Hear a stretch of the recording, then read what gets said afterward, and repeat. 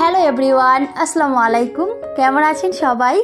আশা করছি সবাই খুব ভালো আছেন আর সুস্থ আছেন। আমরাও আলহামদুলিল্লাহ ভালো আছি। আমার নতুন একটি ভিডিওতে সবাইকে ওয়েলকাম করছি। আই হোপ আজকের এই ভিডিওটি সবার কাছে খুব ভালো লাগবে। আর ভালো লাগলে অবশ্যই ভিডিওতে একটি লাইক দিয়ে নেবেন। আর আজকে যদি ফার্স্ট টাইম কেউ আমার চ্যানেলে ভিজিট করে থাকেন তাহলে প্লিজ আমার এই ছোট্ট চ্যানেলটিকে সাবস্ক্রাইব করে আমার পাশেই থাকতে পারেন। আর অবশ্যই নোটিফিকেশন অল করে দেবেন, তাহলে আমি যখনই ভিডিও দিই না কেন সবার আগে আমার ভিডিও আপনাদের কাছে পৌঁছে যাবে। আর আপনারা সময় সুযোগ মতো করে আমার ভিডিওটি দেখে নিতে পারবেন। আর যারা যারা অলরেডি এই কাজটা করে দিয়েছেন আপনাদের অসংখ্য অসংখ্য ধন্যবাদ জানাই। এদিকে সকালের ব্রেকফাস্ট কিন্তু হয়ে গেছিল। ব্রেকফাস্ট বলতে সকালে কিন্তু আমরা চা খাই, আদা চা, তো সেটা কিন্তু খাওয়া কমপ্লিট হয়ে গেছিল। তো আজকে হাজব্যান্ড বলেছে একটু সেমাই বানিয়ে দিতে, কারণ ঈদের দিন সেমাই এনেছিল তো অনেকগুলোই ছিল, তো ওই জন্য বলছে আজকে একটু বানিয়ে দিতে। তো সেটাই কিন্তু এখন একটু বানিয়ে নেব।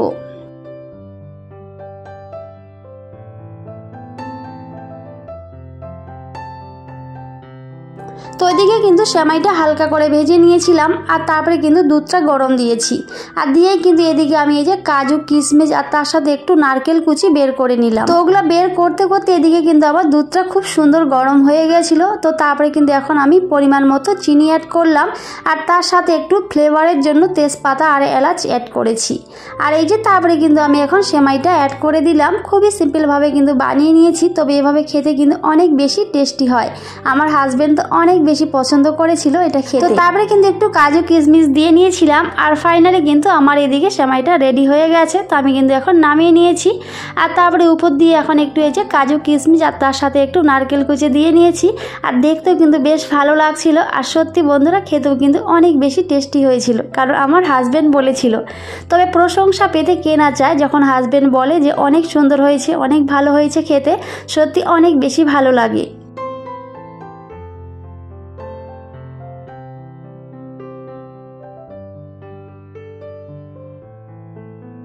তো যাই হোক বন্ধুরা, তারপরে কিন্তু চলে গেছি একেবারেই রান্নাঘরে। তো এখন কিন্তু আমি রান্নাটা করে নেব। তো আজকে এই যে একটু মাটন রান্না করব।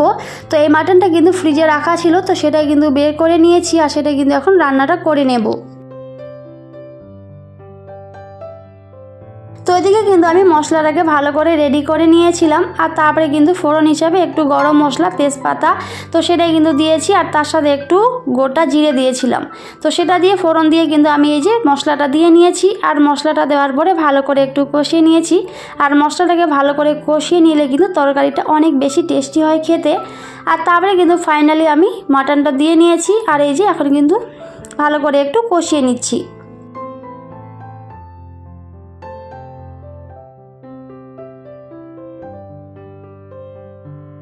আর তার সাথে কিছু সজি কচু এনেছিল আমার হাজবেন্ড, তো সেটা একটু ভালো করে রেডি করে নিয়েছি। তো সেটা একটু রান্না করে নেব।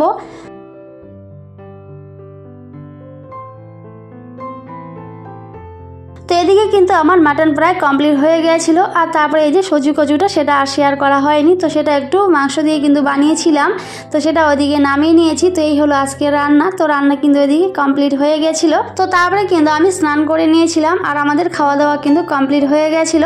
আর তারপরে এই যে ছাদে চলে গেছিলাম, কারণ আজকে একটু হলেও রোদ দিয়েছিল। তো সেই জন্য কিন্তু আচারগুলো ছাদে নিয়ে গেছিলাম একটু শুকোতে দেওয়ার জন্য, কারণ কয়েকদিন থেকে বললাম এত পরিমাণে বৃষ্টি হয়েছিল। তো সেই জন্য কিন্তু আর আচারগুলো রোদ্রে দেওয়া হয়নি আর কেমন যেন হয়ে গেছিলো। তো সেই জন্য আজকে এই কাজটা আগে করেছি।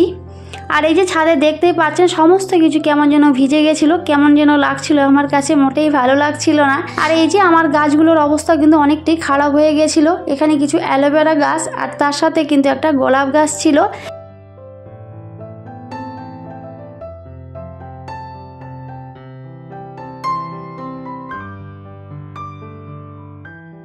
তো এই যে আমার অ্যালোভেরা গাছগুলোর কিন্তু অবস্থা খুবই খারাপ হয়ে গেছিলো। তবে যাই হোক আমার গোলাপ গাছে কিন্তু অনেকগুলো ফুল ফুটেছিল, তো সেটা কিন্তু দেখে বেশ ভালো লাগছিল।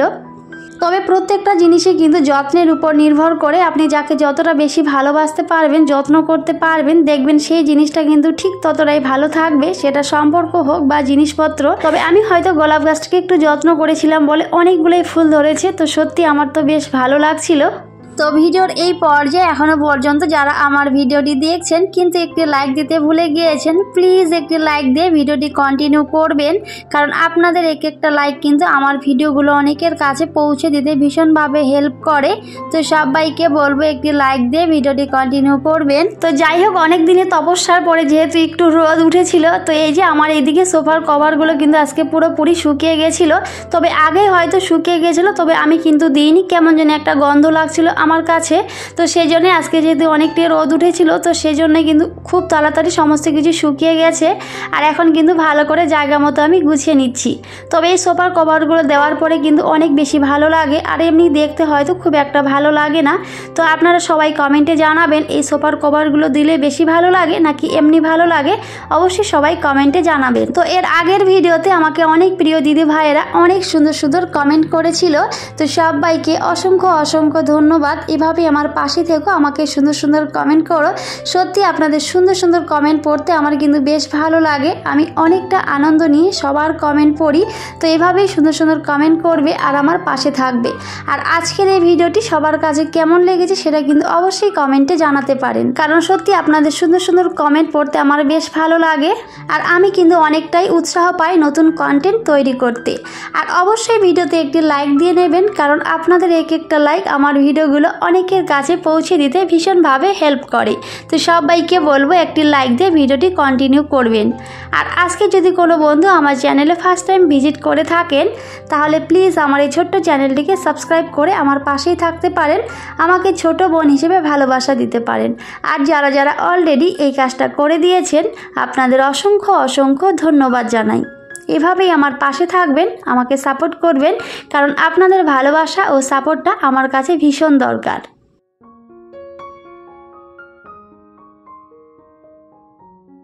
তো যাই হোক বন্ধুরা, এদিকের কাজগুলো কিন্তু আমি গুছিয়ে নিয়েছিলাম। ভাবলাম যে এই যে আলমারির কভারটা একটু দিয়ে নেব, তবে কি আর বলবো, একা কিন্তু আমি একেবারেই পারছিলাম না।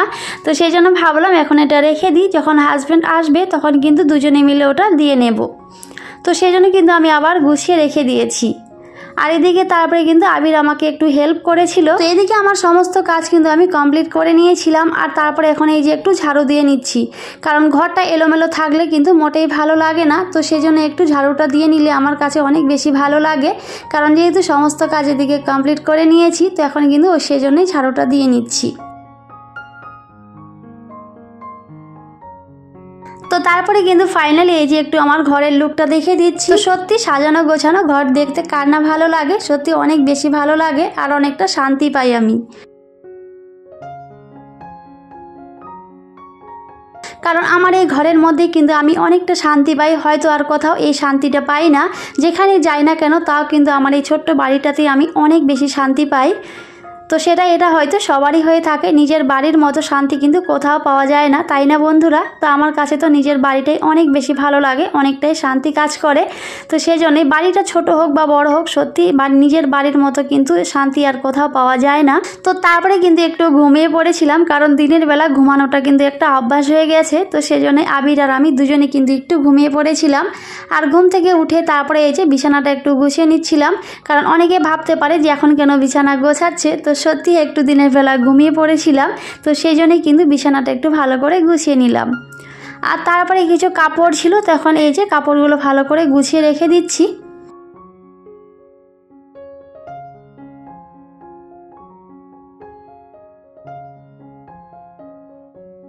কারণ এই সংসারের প্রত্যেকটা কাজ তো আমাকেই করতে হবে, যদি আমি কাজগুলো রেখে দিই তাহলে কিন্তু সেভাবেই পড়ে থাকবে, আর তখন কিন্তু আমার নিজেরই কষ্ট হয়ে পড়ে। তো সেই জন্য অবশ্যই কিন্তু সময়ের কাজটা আমি সময়ে করে নেওয়ার চেষ্টা করি। তো এখানে কিছু আমার কাপড় ছিল, আর তার সাথে আবিরের বাবার, তিনজনেরই কিছু কাপড় ছিল। তো সেগুলো কিন্তু এখন ভালো করে গুছিয়ে জায়গা মতো রেখে দিলাম।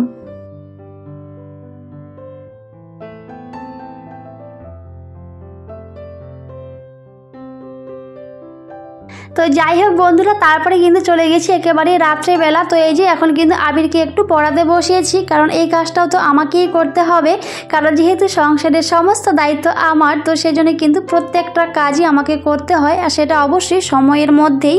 তো আমি কিন্তু অবশ্যই ঘড়ির কাটার সাথে সাথে তাল মিলিয়ে সমস্ত কাজ কিন্তু করার এভাবেই চেষ্টা করি, না হলে কিন্তু হয় না, কারণ যেহেতু একা হাতে আমাকে সমস্তটা করতে হয়। তো ওইদিকে কিন্তু আবিরকে পড়াতে বসিয়ে তারপরে কিন্তু আবার এই যে এদিকে চলে এসেছি, এখন কিন্তু রাতে রান্নাটা করে নেব। তবে আবিরকে ওইদিকে লিখতে দিয়েছিলাম, আর তারপরে কিন্তু এখন এই যে রাতে রান্নাটা করে নেব। তো এই যে আমি কিন্তু এখন একটু চিকেন বল করে নেব। তো একটু চিকেন ছিল, তো সেটা দিয়ে কিন্তু এখন এই যে একটা চিকেন বল বানিয়ে নেব। তবে আবিরের এটা অনেক বেশি পছন্দের, তো সেটাই কিন্তু বানিয়ে নেব। তো প্রথমে চিকেনটা ছোট ছোট করে কেটে নিয়েছিলাম, আর তার সাথে একটু রসুন, লঙ্কা, আদা, তো সেটা একটু দিয়েছিলাম, দিয়ে কিন্তু ভালো করে পেস্ট করে নিয়েছি। আর পেস্ট করে নেওয়ার পরে কিন্তু এই যে পরিমাণ মতো হলুদ, লবণ, জিরের গুঁড়ো, লঙ্কা গুঁড়ো, তো সমস্ত কিছু মশলা দিয়ে কিন্তু আমি ভালো করে, আর তার সাথে কিন্তু একটু চালের গুঁড়া দিয়েছিলাম, দিয়ে কিন্তু আমি ভালো করে বেটারটাকে বানিয়ে নিয়েছি। আর বানিয়ে নিয়ে এই যে গোল গোল করে কিন্তু শেপ করে নিয়েছি, আর দেখতে কিন্তু অনেক বেশি ভালো লাগছিল। আর তারপরে কিন্তু এখন ফাইনালি আমি এগুলো ভেজে নেব। তবে সত্যি এই চিকেন বলগুলো খেতে কিন্তু অনেক বেশি টেস্টি হয়েছিল, তবে আমার আবিরের অনেক বেশি পছন্দের, তো সেজন্যই কিন্তু ওর জন্যই শুধু বানিয়ে নিয়েছি। আর যেহেতু আমি দিনের বেলা রান্না করেছিলাম, তবে এই যে খুব একটা রান্নার কিন্তু এখন আর দরকার হয় না, কারণ আমরা যেহেতু 3টা মানুষ, তো সেজন্য কিন্তু খুব একটা রান্নার দরকার হয় না, তো শুধু ওটাই করেছি। আর ওই যে দুপুরে তরকারি করেছিলাম মাটন, তো সেটা আছে, তো সেটা দিয়ে কিন্তু হয়ে যাবে।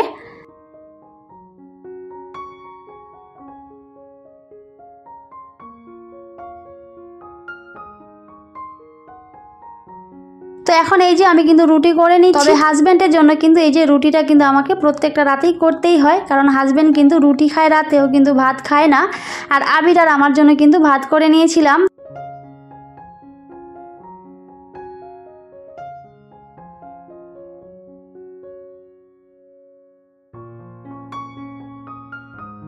তো ওইদিকে কিন্তু হাজব্যান্ডও চলে এসেছিলো, আর আমি কিন্তু সমস্ত কিছু রেডি করে নিয়েছি। তবে আজকে আর ডাইনিং টেবিলে খাবো না, এই যে ভাবলাম নিচেই বসে খাবো, কারণ অনেকটাই গরম লাগছিল।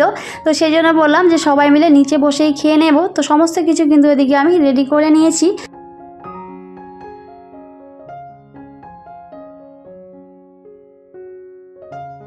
আর তারপরে কিন্তু আমরা খেয়েও নিয়েছিলাম। তো খাওয়া দাওয়া কমপ্লিট করে এই যে বাসনগুলো ছিল, তো সেগুলো এখন মেজে নিচ্ছি। তো সংসারের কাজগুলো যদি একটু বুদ্ধি খাটিয়ে একটার পর একটা করা হয়, তাহলে কিন্তু খুব ইজিলি কাজগুলো কমপ্লিট হয়ে যায়। তবে অনেকে বলে ছোট সংসারে কিন্তু খুব একটা কাজ থাকে না, তবে আমার মতে সংসার ছোট হোক আর বড় হোক, কাজ কিন্তু সমান থাকে, তবে হয়তো একটু কম আর বেশি এতটুকুই পার্থক্য, কিন্তু কাজ তো একই রকম থাকে, তাই না বন্ধুরা? তো অনেকেই আমাকে বলে যে তোমার সংসারে আর কি কাজ, কোনো তো কাজ নেই, 3টা মানুষের আর কতটুকুই বা রান্না বা কতটুকুই বা কাজ করতে হয়। তবে আমি তো জানি যে কতটুকু করতে হয়, 3টা মানুষ হোক আর বা অনেকগুলো মানুষ হোক, কাজ কিন্তু একই রকম থাকে, তাই না বন্ধুরা? প্রত্যেকটা কাজই কিন্তু অবশ্যই করতেই হয়, সেটা অল্প মানুষ হোক বা বেশি মানুষ হোক। তো ওইদিকে কিন্তু বাসনগুলো মেজে নিয়েছিলাম, আর তারপরে কিন্তু এই যে আবিরের জন্য একটু দুধ দিয়ে দিলাম, তবে তার সাথে একটু আমিও নিয়ে নিয়েছি, আর হাজব্যান্ডকেও কিন্তু দিয়ে দিয়েছিলাম। তো হাজব্যান্ড কিন্তু খেয়ে দিয়ে তারপরে কিন্তু ডিউটিতে চলে গেছিল, আর তারপরে কিন্তু আমি আমার কাজগুলো এখন করে নিচ্ছি। তো এই যে বললামই, তারপরে কিন্তু আমি বাসনগুলো মেজে রেখে দিয়েছিলাম।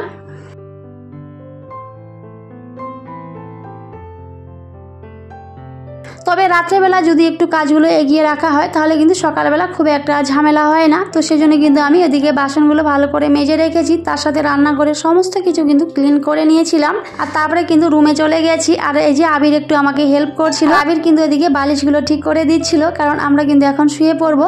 এখন কিন্তু প্রায় 11:30টার মতো বাজে। তারপরে কিন্তু আমার এদিকে সমস্ত কিছু কমপ্লিট হয়ে গেছিলো।